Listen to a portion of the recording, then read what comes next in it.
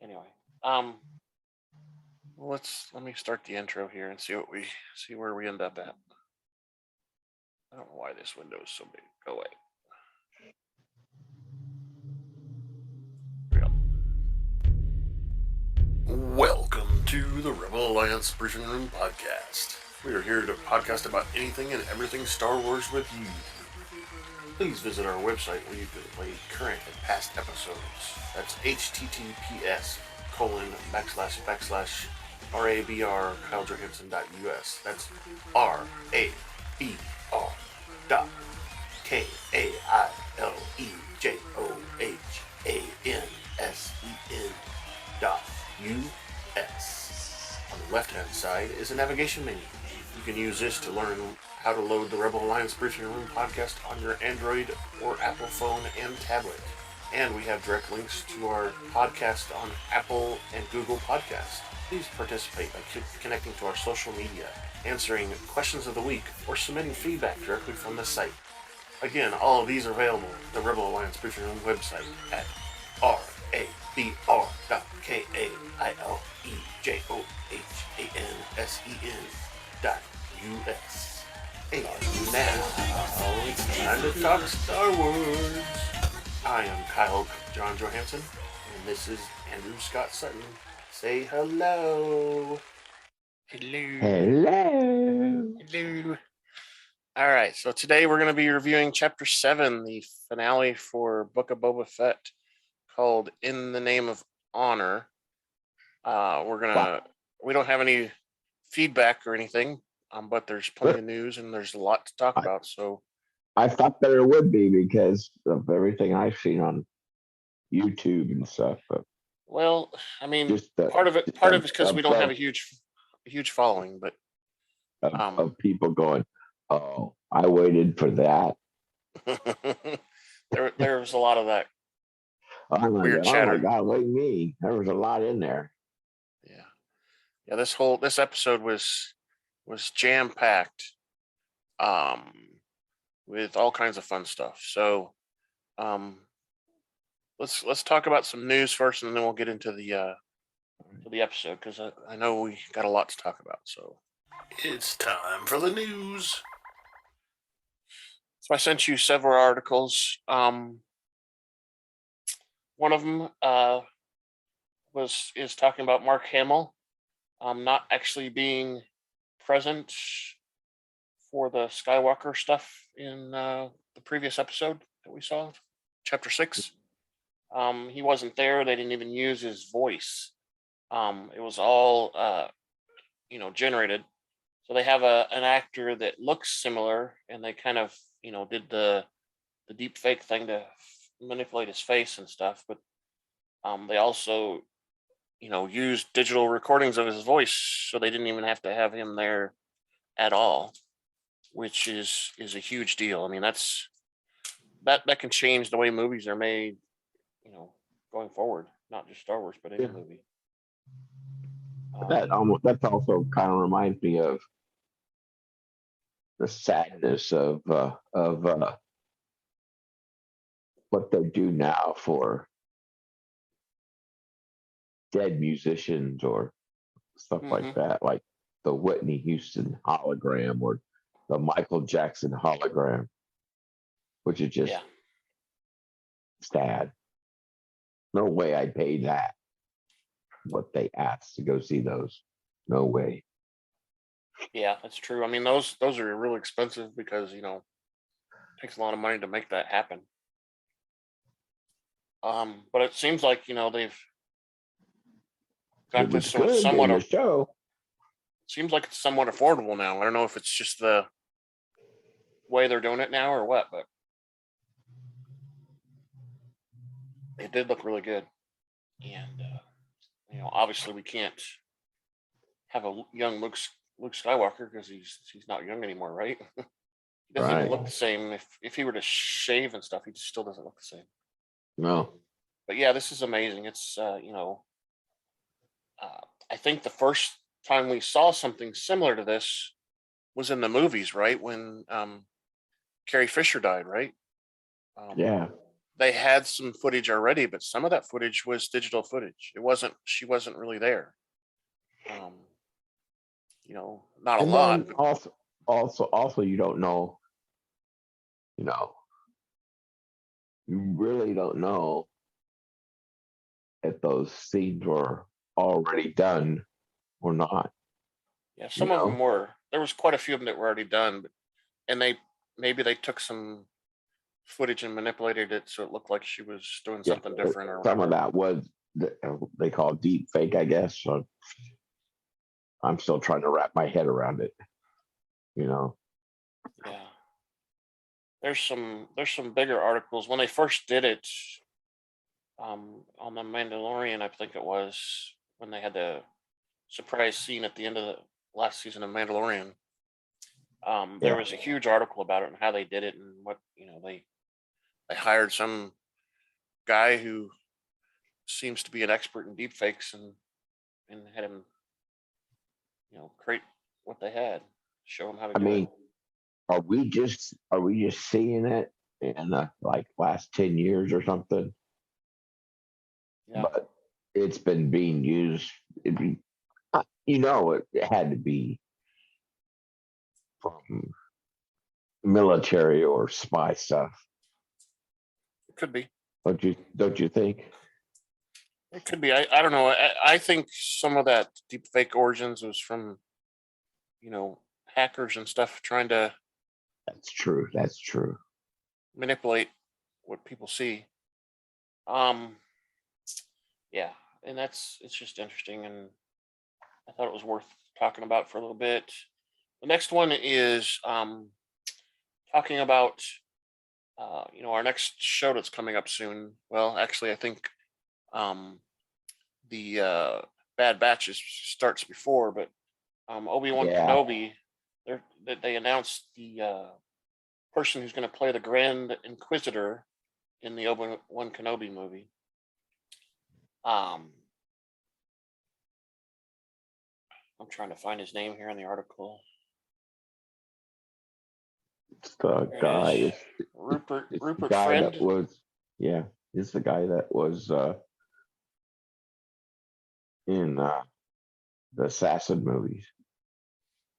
Yeah, and apparently he Number 32 or whatever. Jason Isaacs is the one who voiced the guy in the animated series, the Rebels. Jason Isaacs Mhm. actually was the voice, which he did a lot of different character voices. But yeah, it's a Grand Inquisitor is a big character to bring into Obi-Wan. Because I mean, I guess you know we've seen some stuff in the cartoons, or not the cartoons, the animated series is that after the Order 66, Yeah. these Inquisitors were sent out to get rid of the rest of the Jedi that were lingering around, and some of them were ordered by Palpatine, but most of them were Darth Vader was in charge of them. Yeah. And that's how we see in the animated series where Darth Vader shows up every once in a while when a Inquisitor is found somebody. So anyway, that's a big deal, and it just brings Yeah. part of the excitement. That adds a lot. Of what ifs. Where's it going to go? You know, thing I saw was with Obi-Wan is they're just going to build and build and build and build, and probably the last episode of the season or whatever, however they're going to do it, is going to be the final battle between him and Darth Vader. Yeah, and in the movie it was really short, right? They were fighting for a Yeah. little bit. Yeah. It's supposed to be long, drawn out.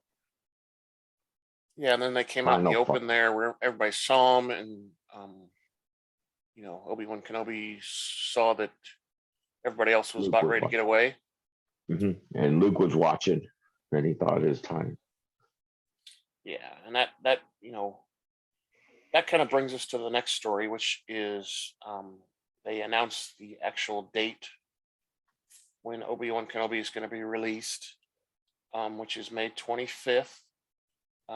Obviously this year, 2022. And, like you said, there's Hayden Christensen's going to be in there as Darth Vader. There might be some scenes in there where he's not Darth Vader yet. I think we're probably going to see a lot of flashbacks kind of things going on in there, when we see Hayden Christensen. And there's a lot of people cast here, and I think, technically, Do you think they'll actually do the final fight between? I don't know. I mean, before he became Darth Vader, between Obi-Wan and Anakin. I don't know. That was played out pretty big in the movies, and I don't know if they, I don't know if they'd like replay it or something as a flashback kind of thing. They might show scenes of it. What happened to Kenobi after, because we see him kind of leave in the movie, right? But we don't know what happens after that. And we see Palpatine come and turns his back on him because he thinks he's dead. Yeah, and we see Palpatine come down later. He lands on the, on the planet and comes in and gets him. Yeah.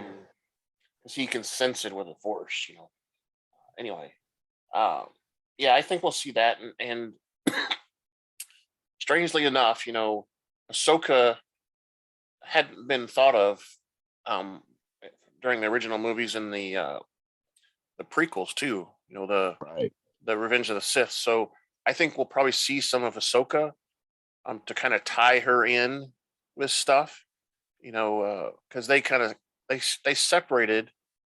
After the Purge and stuff, they separated because Kenobi, went into exile, right?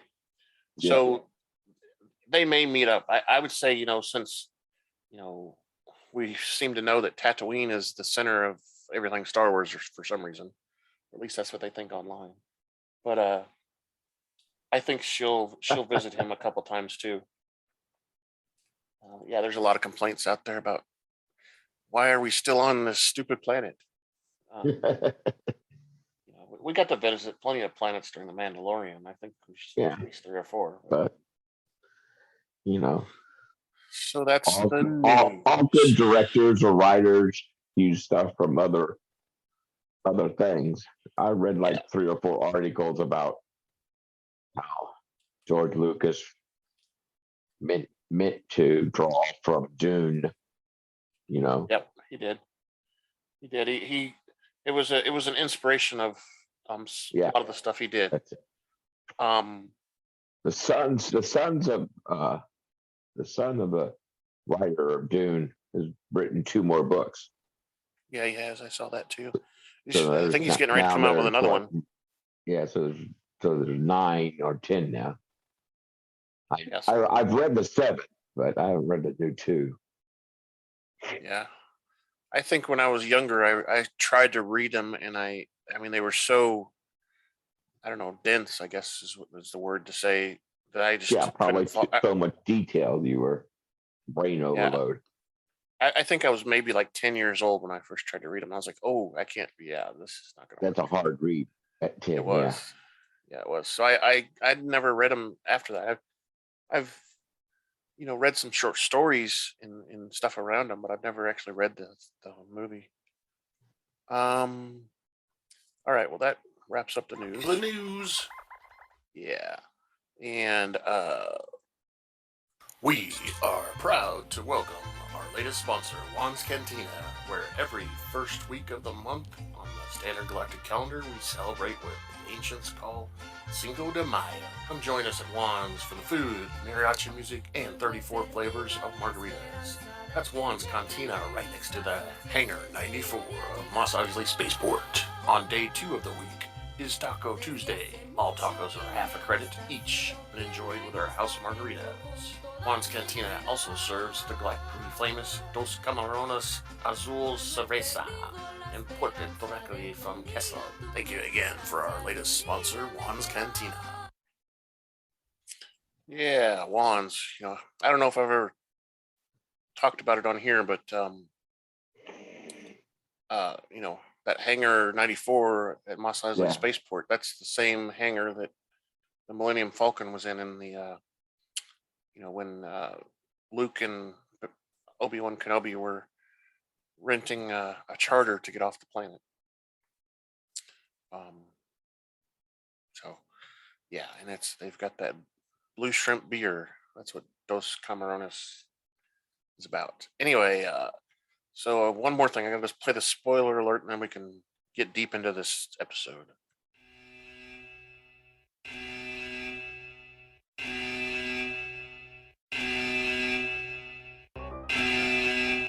Spoiler alert. Danger. You are about to be spoiled. This is your spoiler alert. We're about to talk candidly and explicitly about some TV shows or movies. If you have not watched them, please fast forward to the appropriate section. You will not be warned again because you will be spoiled.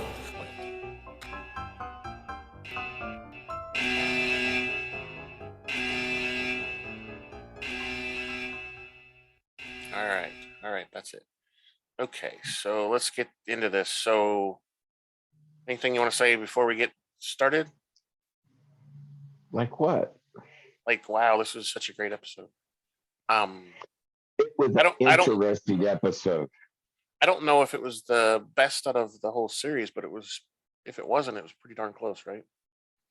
It was so packed with action and everything. I still say that was when Mando came back. Yeah. Or was that 6? I think 5. No, it was 5 and 6 is when Grogu was. Yeah. Okay. I think. All right. So the first scene is, they call it Calm Before the Storm. This is where we open at the sanctuary, the cantina that was bombed in the last season, and bombed out remains, and then Finnick and Fett are there, and they're soon joined by Mando and the mod people. And Din tells them that he's talking to the marshal of Freetown.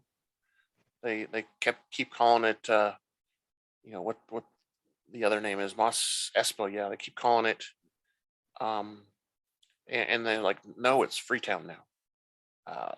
So he tells them that they're gonna come and help out. Yeah, they don't know the marshal's been shot. Yeah, they don't know that yet, and they originally Fett says that he wants to hold out at the palace and use the palace as their headquarters, and everyone else convinces him to stay in town at the sanctuary cantina. Yeah, the mod people say, no, this is our home, this is our family. Yeah, we don't want to retreat away from the town and hide. And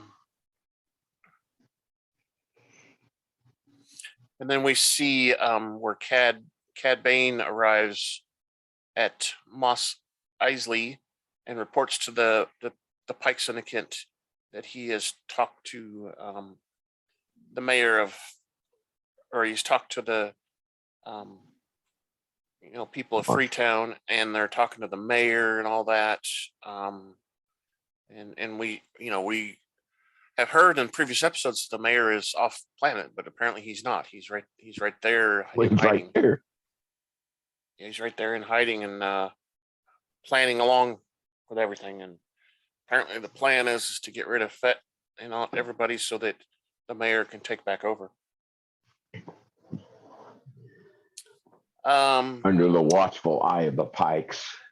Of course, yeah. that Mayor Mokshaiza. I think that's the only way to pronounce that. And this is where we find out that the Pikes actually killed the tribe instead of the bikers. The Pike leader admits that they took care of it and framed the Kintan biker gang, so that Fett would think that that's who did it all, so that he would take care of their other the other group that was asking for money, basically. So they took care of two birds with one stone, basically. The tribe, and then Fett took out the bikers. And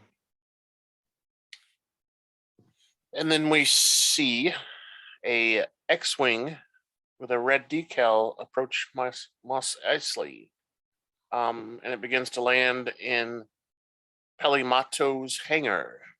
Mhm.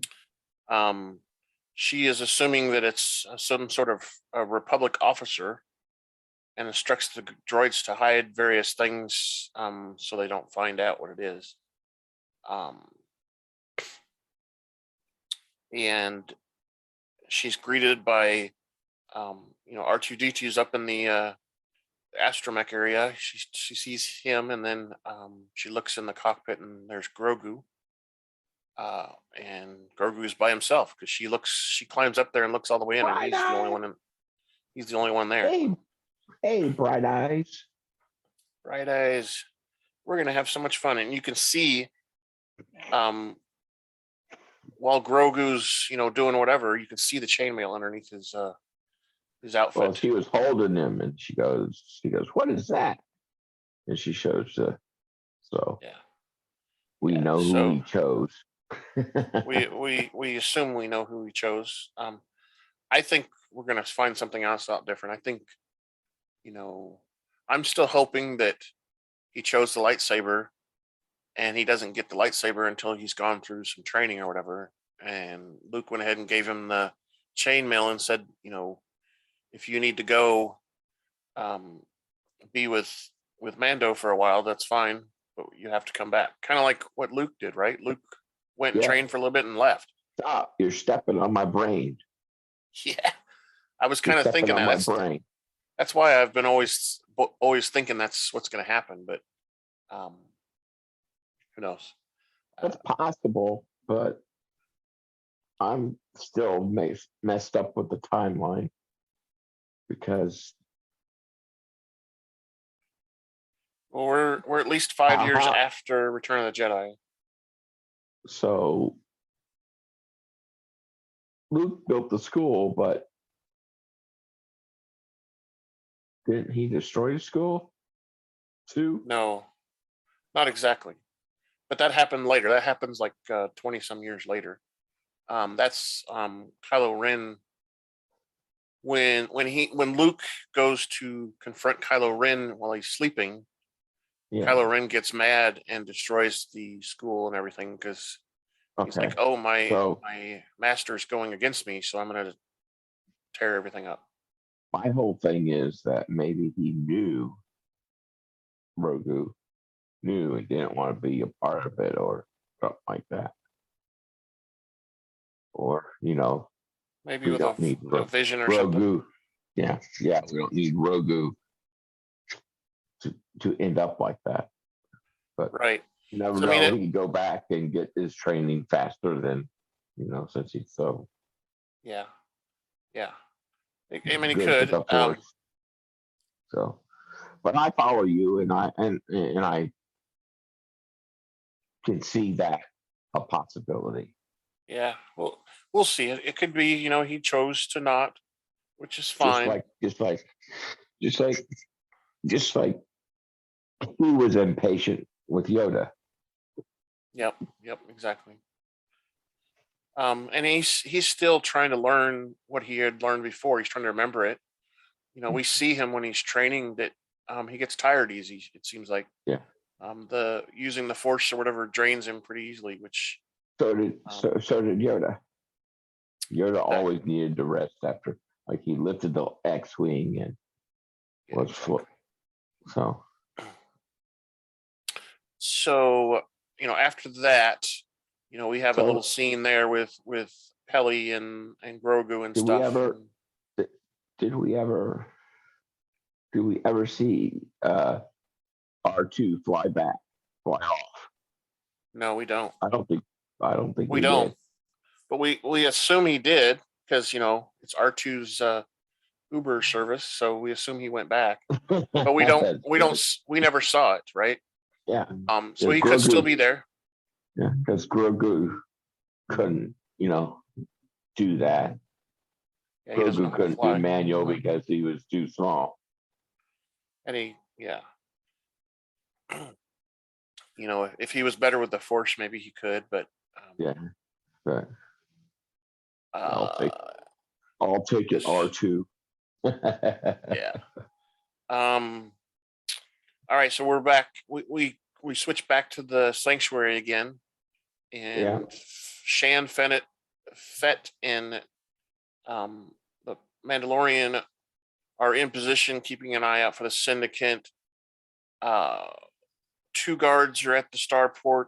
The Christian, Black Wookiee is at the city hall. The mods are in the workers' district, and one of the droids reports that someone has arrived to meet with Fett. And he's surprised because, uh, you know, they're nobody should know they're there at the Right. sanctuary. It ends up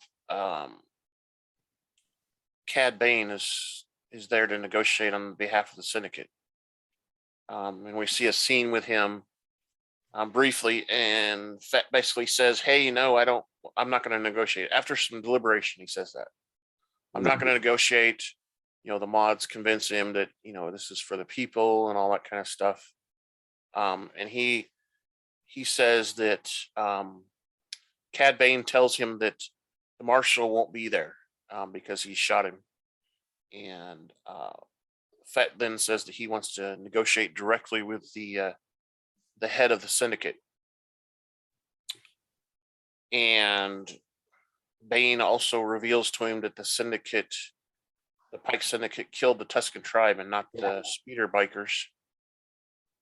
And that's we see a little tiny scene where Fett is kind of fighting the urge to kill Bane right there. Moved his hand tighter on the weapon. Yeah, he picked up the weapon at a defensive stance instead of just a carrying stance, and we see him release the weapon and just hold it. Once he's gone, one of the mods calls out over the radio that something's not right. The people seem to be cornering them somewhere in an alley. It looks like. You could see that happening as they went through the different people that were in the areas. Yeah, like where they exactly. parked their bikes. Those things or animals or whatever, they were carrying boxes, and it's like the boxes probably had weapons in them, and they were watching the bikers. Exactly. They were watching the black. As soon as They I were saw it, watching black Wookiees and stuff like that. Yeah, we see the Transdosians, kind of watching the Wookiee, and there's another tribe that's watching the Gamorreans. And we see them. We flash between the three groups there: the mods, the Kuristan, and the Gamorreans, and they all get attacked. Right. The mods are trying to fight them off, but they're not doing a very good job. We see the Wookiee. He gets beat up pretty good. For a minute there, I thought he was going to die. But we do see the Gamorreans actually die.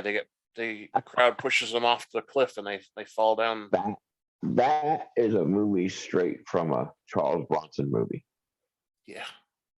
Per scene, that is straight from the Charles Bronson movie. I Yeah. think it's the name of it.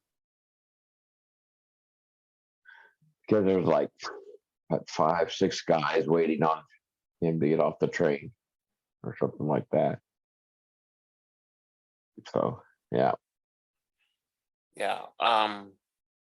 And it was, yeah. So that's, just to be clear here, you'll find out, you know, later in the episode that pretty much the Gamorreans are the only ones out of our group that dies. Yeah. Everyone else happily ever after. Yay. So right after that, Fett's like, hey, what's going on? All of our groups are being attacked. He talks to the major domo and gets the major domo to tell him where the syndicate's hold up at. And it's in the Desert Survey Office where the Kuristan Wookiee is. Let's see, and Fett goes down and sends Shan to go do that. And on her way, she helps the mods out a little bit to take out the family that had pinned him down. And we start to see the syndicate move in on the sanctuary where Fett and Mando are at. And Mando refuses to leave. This is when he tells him that he's in it for the long haul. This is the way. It's his creed. Yeah, this is the way. And Fett does the same Bobo, based on. And Bobo goes, "Are you sure?" Sure. Are you sure? Yeah, and Fett kind of promises the same thing to him. And we see the major domo. He volunteers to go out and talk to the Pikes to negotiate. He irritates me. Yeah, he irritates me too. But and everybody on the internet says, "Oh, that's comic relief." I'm like, kind of a little bit. Okay. He is. Just But irritating. for me, I thought as soon as he went out there, he was going to get shot. Yeah, I thought, oh, this is a way to get rid of him. And the actual Book of Boba Fett, that's what they're calling that thing that he was holding, because he was what wrote on it. Right. He wrote that little. It's actually poetry if you follow it. What he wrote was poetry. A little bit, what yeah. What the domo said. What the domo added to it was poetry from somewhere. Yeah. And the thing he was holding was like a 1970s, 1980s bowling game. Yeah, I saw that too. Game. Electronic bowling game. Looked just like the bowling game. It was, the buttons at the bottom were different, but I mean that you can do buttons with anything. So yeah, but it was exactly like it. Yeah, and like you said, when the major domo reads it out, he's kind of surprised because Fett basically says he doesn't want to negotiate. He actually looked back and pointed back to Bobo when he said, "It's not my words. These are Bobo." Yeah, and we see the Pikes about ready to kill him, and Fett and Djarin soar up on their jetpacks and start to attack the syndicate people. That was cool because as a fight goes on and on, they're using every weapon they have. The knee missiles, the whistlers. Yeah, the knee missiles. He uses one of his missiles off of his back. Fett does. Well, he does that later when the Pikes start to run away because they know big version of the attack droids, which would show up. Right, and the next scene is continuation of what we're in right now, where they're fighting, and the next scene is just the big battle. We've got Yeah. like you said, all the weapons and all the stuff that they use. They use blasters, and so on and so on. And just as we start to see that the syndicate is getting close to, wearing them down, we see a big ship come in, or a floating kind of speeder ship that's kind of an armor type of tank looking thing that's run by the Freetown people. Yeah, They that's it. Blockade. Yeah, they come in and go in and then get in front of Fett and them to give them some sort of protection, basically. And they attack, and we also see them fighting a little bit more. They talk about that the marshal was shot and is not going to be there. So they finally have confirmation that the marshal has been hurt really bad, or dead, or whatever. Yeah.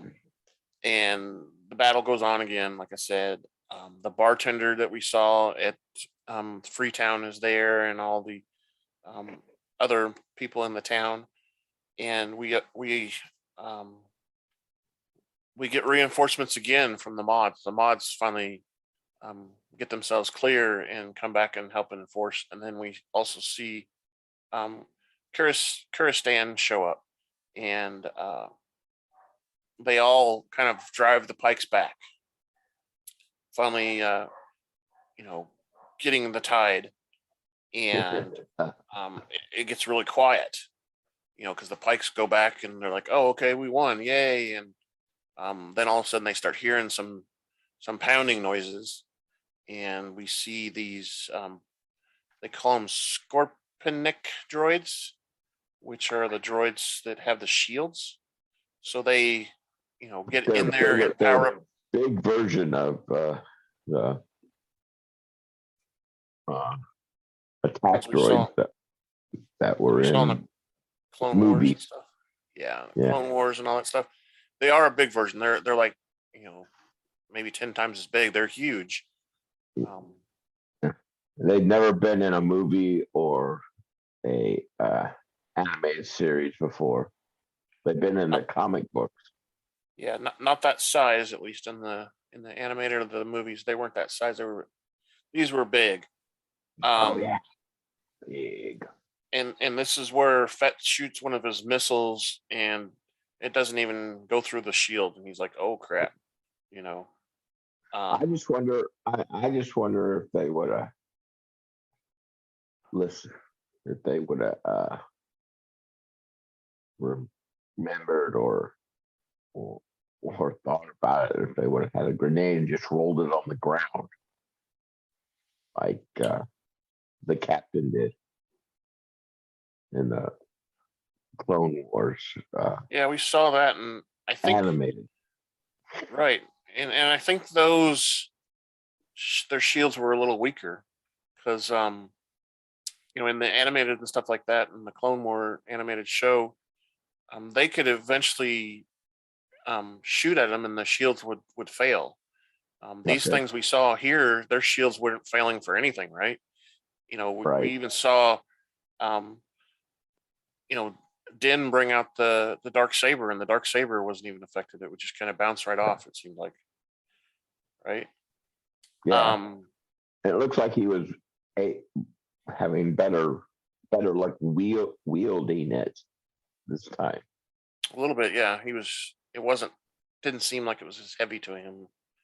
So he had learned some stuff about it. He had learned to ignore it and channel it for his enemy. Right, exactly. And they kind of let the mods and Kuristan flee, and Fett and Djarin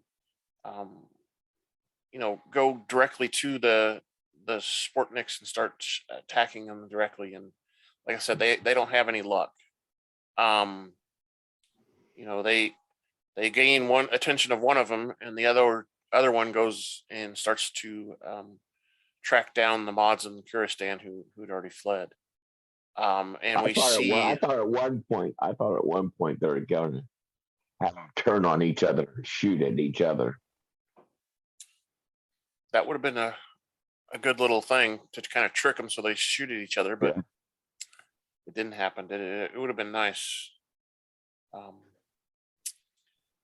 Right. So as they're attacking one of the droids, we see Pelimato drive by in a droid-driven cart, and she says, "Hey, Mando, I've got something to show you." And she's the best times. She shows up in the worst times, and it's almost... and Mando's like, "Hey, you need to go hide. We're in the middle of a battle here." Get out of here. Yeah, and she finally realizes it, and he gets on the back of the cart for a little while, and she shows him Grogu's there.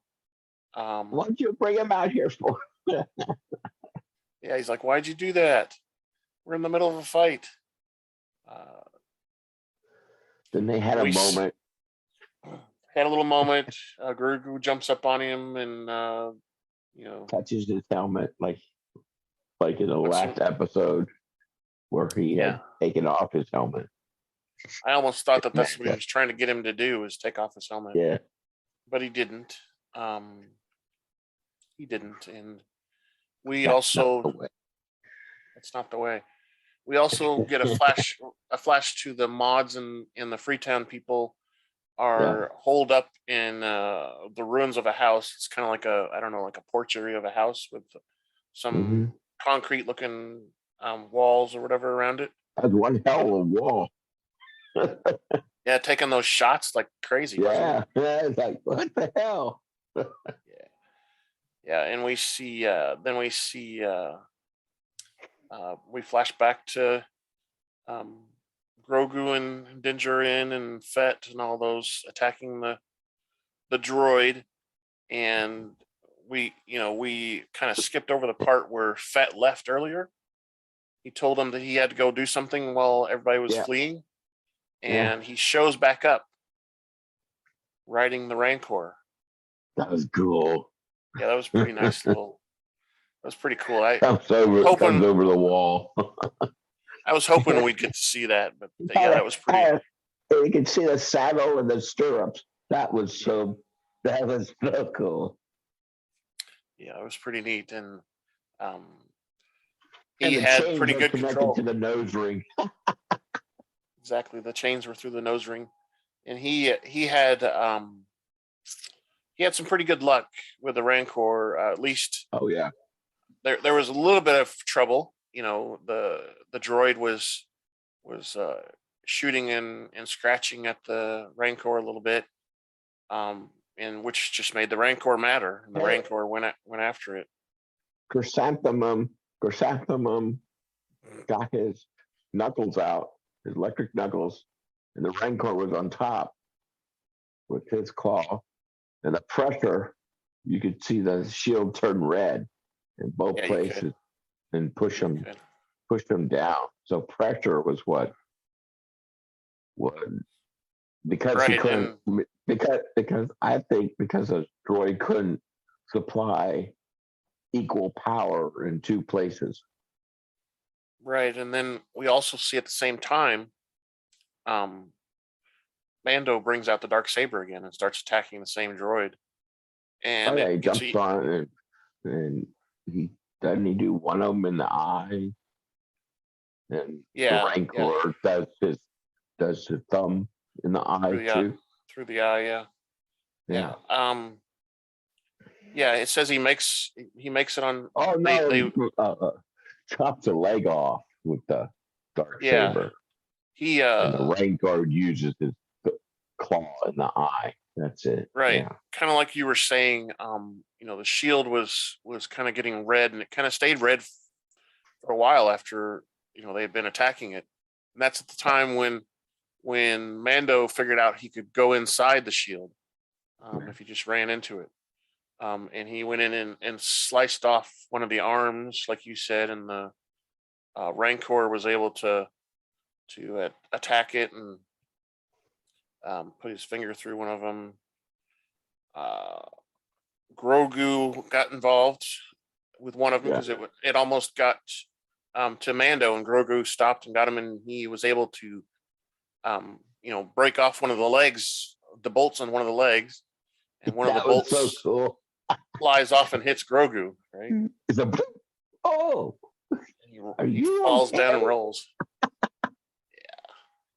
Yeah. Are you okay? And because Grogu had done that, the Rancor was able to attack that droid and put it out of commission. Basically, it tore off another leg and basically crushed it and threw it against the building, and it blew up. Right? Yeah, and then Bobo get thrown off. Oh, that's when he's attacking the second one, and when after this, he goes and Fett and the Rancor go where the other droid's at. Okay, yeah. And that's when it happens, and they finally get the other droid, basically disabled or whatever, and he falls off during the battle, and the Rancor is kind of roaming around on its own now. Yeah. Let's see, and they arrived, rescue the others, blah blah blah. We see Peli and the Freetown people in the garrison now fighting off the rest of the Pikes, and then Cad Bane shows up again, and Bane scares off the Rancor with his flamethrower, right? Yeah. And Fett lets the others escape, and him and Bane have a final showdown. This is where we see, Bane kind of get the upper hand. Yeah, we kind of see an upper hand, and then Fett gets kind of weak. He kind of teases him about going back to the back to tank or whatever. And we hear him talk about, because these guys have had a relationship in the past. Oh yeah. We've never really seen it except in the animated series. A young Fett meets Cad Bane, and like you said before, Cad becomes his mentor or whatever. Brought you up in here in this business. Yeah, that's what he says. Want to abandon the city? Yeah. So Fett says he's not giving up because he's not abandoning the people in the city. Bane mentions the Tuscans again, and that kind of brings Fett out of his weakened state to, fight back some more. Bane rips off Fett's helmet, and as he's getting ready to shoot Fett, when he's on the ground, the first time I realized that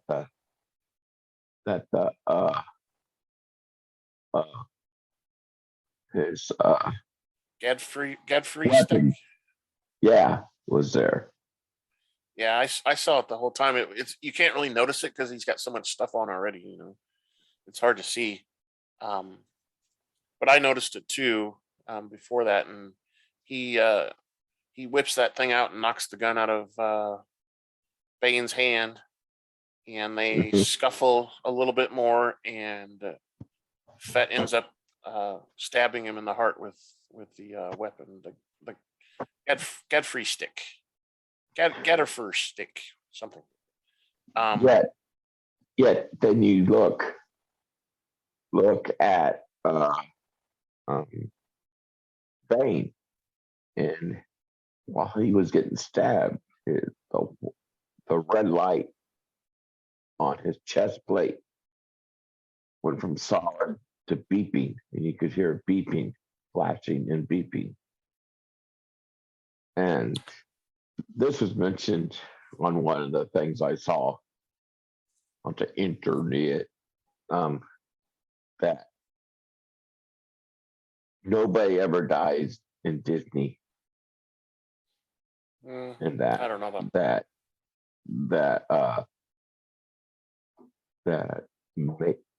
maybe that flashing and beeping was a distress signal because Bane traveled in a ship and had his droid robot friend named Toto. So maybe Toto's in the back scenes and going to rescue Bane. We might see Bane again.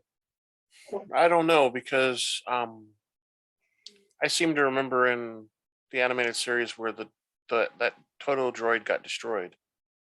There was a battle or whatever, and it got destroyed. But I mean, you could be right. I kind of think so. Bane's got those tubes going into his neck or whatever. Those are to help him breathe and stuff like that, and whatever. So I wonder if those control that, and it was beeping because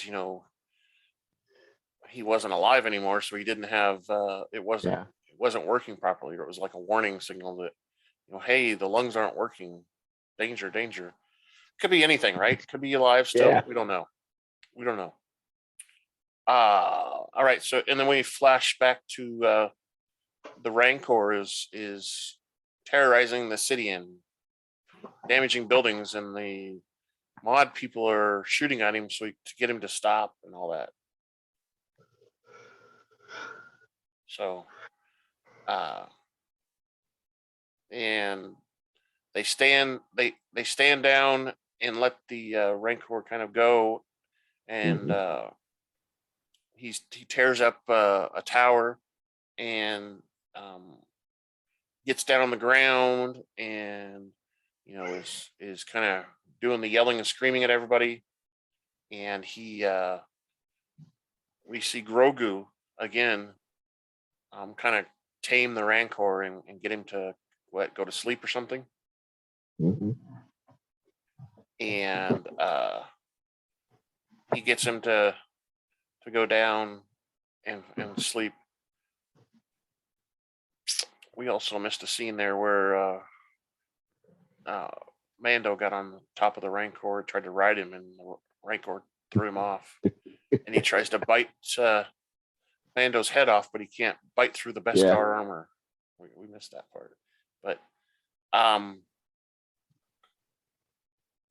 and once that's done, pretty much they've won the battle. All of the pikes have retreated. The droids are gone. The Cad's dead, we think, and so they're pretty much have defeated and run out the pikes. And we see the next scene is when they're tying up loose ends, is what it's called, and they're in the desert.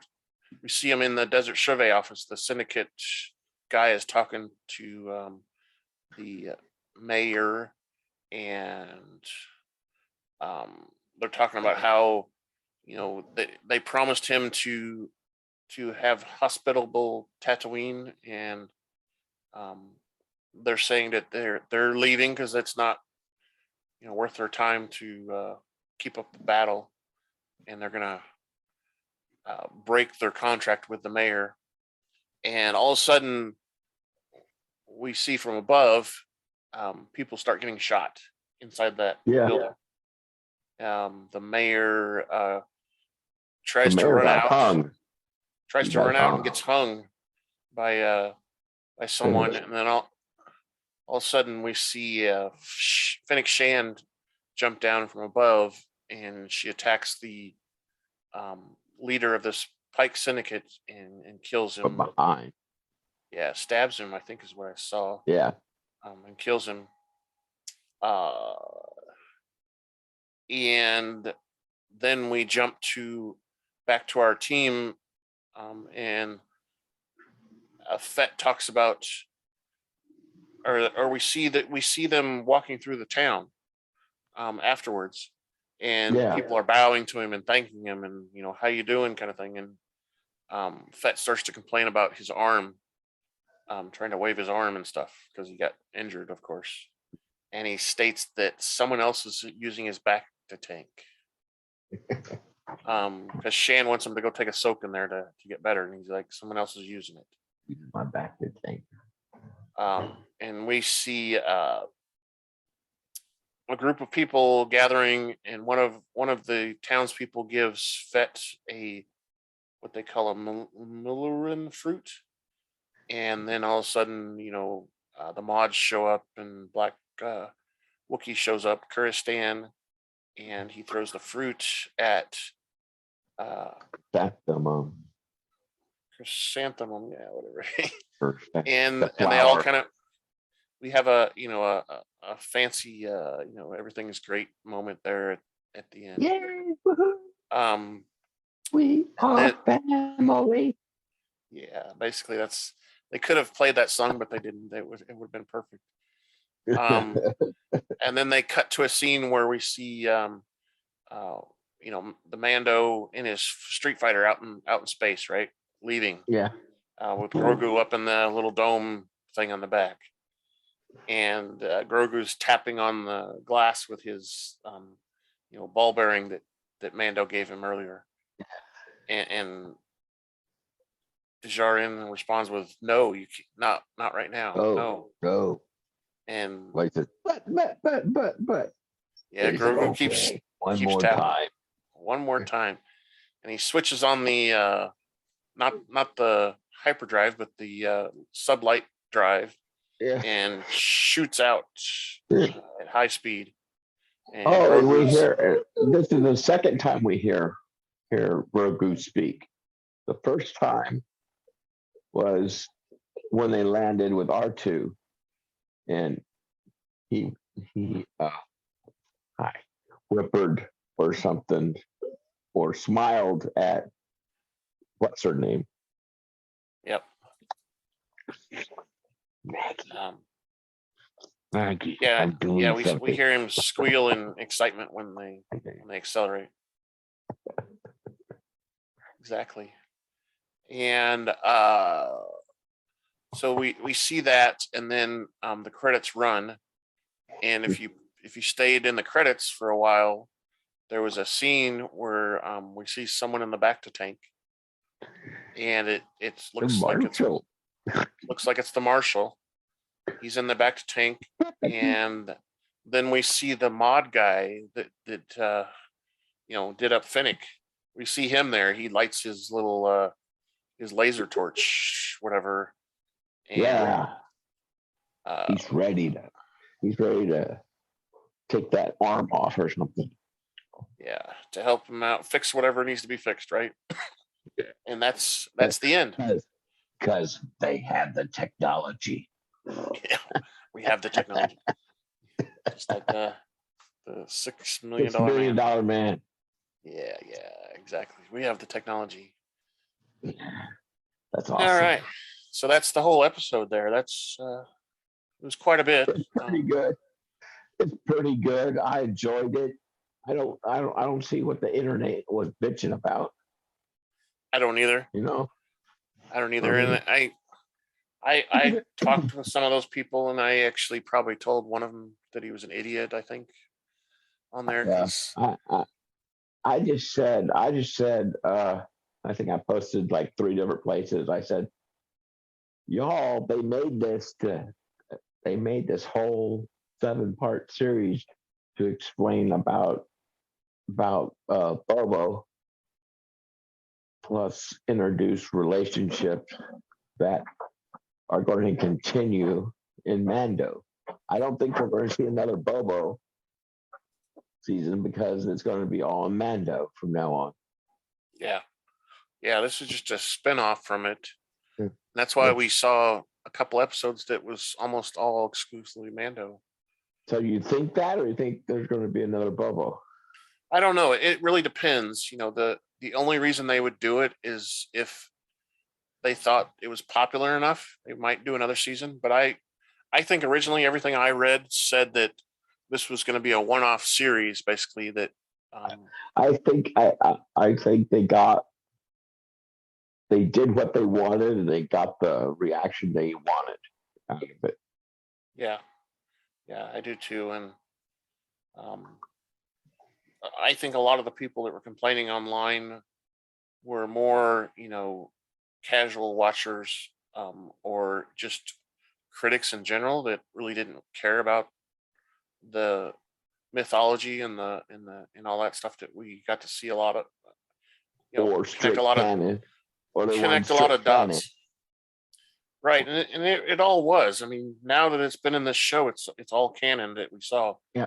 And we got a lot of connections to the movies in here that people didn't realize. We talked about them previously. There's a lot of connections that were made that solve some things that were left kind of unknown. That speeder was in there again. Yeah. In this last episode, it got blown up. Speeder. It got blown up. It got turned upside down and thrown around a little bit, didn't it? Yeah. What was it? It was the was it Domo? No, it was the Rancor picked it up and threw it or something, wasn't it? Yeah, but it was a Domo speeder. It's possibly, yeah. Could be. Yeah, so I mean that brings up, our question of the week. And that ties into what we're talking about. So the question of the week is, who do you think from the Book of Boba Fett will appear in The Mandalorian season 3? And I listed a bunch of people, and this. So I have a thought about Fennec and Chrysanthemum. I think Bobo's done hunting. I do too. I think Bobo within the Mandalorian is gonna run Fennec and Chrysanthemum as his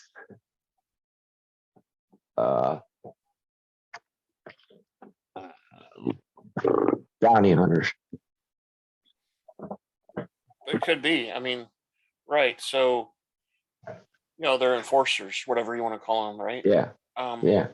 Mercenaries, maybe. I don't know. Yeah. But yeah, do you think Fennec's gonna stand by? I think she's gonna get bored. I think she's gonna get bored. That's honestly. Yeah. But I think you're right. I think you're right. I think Boba Fett is gonna. He's basically retiring as the crime lord over Mos Espa. That's gonna be all he's gonna do now. I think she's gonna get bored. And maybe you're right. Maybe the Black Wookiee's gonna be bored too. I don't know. Well, then you gotta think the Black Wookiee's older too. Yeah, he is. He's older. Because he's been around, and Wookiees live quite a while too. I think somewhere I saw that they live up to 300 years or something like that. But he's been around since before all the movies also. So he's been around at least 100 years at this time. So he's getting up there. So I listed a lot of people here. So I'm just going to read them off real quick for people to hear. I put, so this is who's going to appear in season 3 of The Mandalorian. I put Boba Fett, Fennec Shand, Kiristan, the Rancor. I put Peli Motto, the lady at the dock there. I put the Marshal, Ahsoka, R2-D2, and then I put C-3PO just for fun. Luke Skywalker, Grogu, the Mandalorian obviously is going to appear. And then I put the Watermonger, the mod artist guy that is doing the work. Yeah. Tusken Raiders, Jawas, and the mod gang, the biker scooter gang. I put all those on there because I think like Jawas and Tusken Raiders, they've been on the Mandalorian already too, even on a different planet. Yeah, I think we'll see them too, but that's the entire list, and this poll is. It's not live on our website yet, but it will be shortly after this is published. Well, where you have Peli Moto, you're gonna have Jawas because she has a thing for him. Exactly. Uh, The yeah, mod so gang and the mod artists will be together. maybe. Besides the mod artists, will hopefully they'll show the alterations to the Marshal in the Mandalorian. That would be cool. Yeah, it would be. Yeah, and this poll here, I've allowed it so you can select as many of the items as you want. So you don't have to pick one; you can just pick as many as you want. So, just for fun, So we're not really, it's not anything exciting. And I wanted to mention that some of the polls we were doing before have expired, so they're no longer available to vote on. So all we have right now is this poll, the poll where Grogu chooses the chainmail shirt or the lightsaber, which we kind of think that he chose the chainmail, but we don't know for sure yet. And What do you the mean other we don't one, know for sure? He's wearing it. he's wearing it, but that doesn't mean he didn't choose the lightsaber.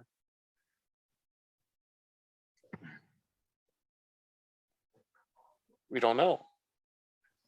Because like I said, my theory is lightsaber, and he gave him the chainmail. That's my theory. Your theory can kiss my ass. Yeah, whatever. He chose a chain now. I don't. He's wearing. Well, I mean that's what we hope, but I don't think that's. I'm from Missouri. Show me. Yeah, exactly. Show me so I know for sure. Yeah. I don't think we know for sure. We see him wearing it. I think that it's very possible that he just chose the chainmail, but I also think it's possible that he chose the lightsaber. And Luke said, I understand that you need to go see the Mandalorian, but I'm going to let you go. And here's your chainmail to go. Come back. Yeah. I think that could be part of it too. So who knows? We'll leave the light on. Tom Bodette. We'll leave the light on. Yeah. So that kind of wraps things up. Do you need to have more discussion, or do you want to? No. That's it. I put you in your place. Whatever. So, we aren't going to have a show for a couple months now. We talked about doing some other things. We've talked about maybe rewatching, the movies in chronological order and Star Wars timeline order, and kind of doing reviews on those. What was that? And we will do an episode probably on the history of Obi-Wan Kenobi at some point before the show starts, just to kind of refresh everybody's memory of Obi-Wan Kenobi. And of course, at the beginning of May, of course, we got the Bad Batch too, so we'll possibly be podcasting about two shows. Yeah, that's a good show. I think honestly that's one of the better of the animated cartoon shows is the Bad Batch. It's a pretty good show. Did you see them trying to do that live action? I think it would be easier to do than some of the other stuff that they've done. Because they're just soldiering kind of a lot of the time, right? Yeah. That would be pretty easy to do, especially since we're seeing, the Halo stuff. Halo's going into live action. Cool. What would be cool? Is it bad? In this time, Bad Batch comes and hangs out with Bobo. Bobo's retirement home. The Bad Batch could be. We've seen in like the Star Wars Rebels where Cody and those guys, Rex and those guys are pretty old at that time. Remember, they're all retired on their little ATV looking vehicle. Yeah. But They're hiding from. They wasn't where they were hiding from. They're hiding from something. well, they all have the chip removed. Yeah. Oh, by the way, this is going back to the previous episode when the cantina got blown up. Didn't see the blue guy. No, we didn't. Rebo the. Yeah. We didn't see him. It was his day off. I saw a whole discussion on that on the internet. I saw some of it too, which I mean, we means saw he'll all be the other back. musicians. Well, we hope Yeah. so. Yeah, I hope so. I hope so too. He's been in a lot of different scenes in the Star Wars shows and movies. Mm-hmm. Okay, let's run the outro then. What do you think? 10-4. Thank you for listening to the Rebel Alliance Briefing Room podcast. Please visit our website where you can play current and past episodes. That's https://RABR KyleJohansson.us. That's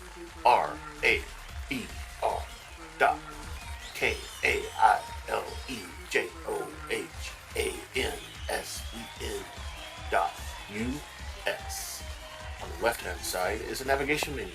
You can use this to learn how to load the Rebel Alliance Briefing Room podcast on your Android or Apple phone and tablet. And we have direct links to our podcast on Apple and Google Podcasts. Please participate by connecting to our social media, answering questions of the week, or submitting feedback directly from the site. Again, all of these are available at the Rebel Alliance Briefing Room website at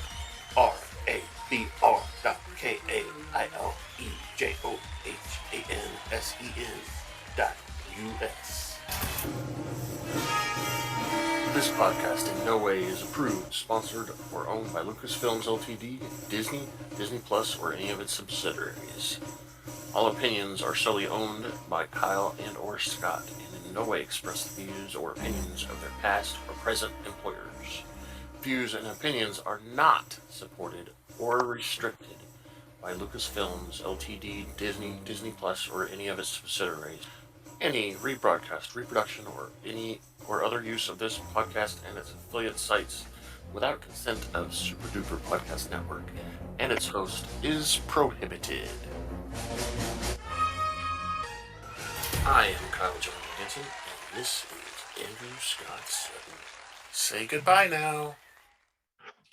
Goodbye. Now, Hey, you have to tell everybody the name of the doggy that's been on the screen all the time. that is Maggie. Yeah, Maggie. Maggie May. If we ever do publish this video, then people will know who Maggie is then. She's the youngest one.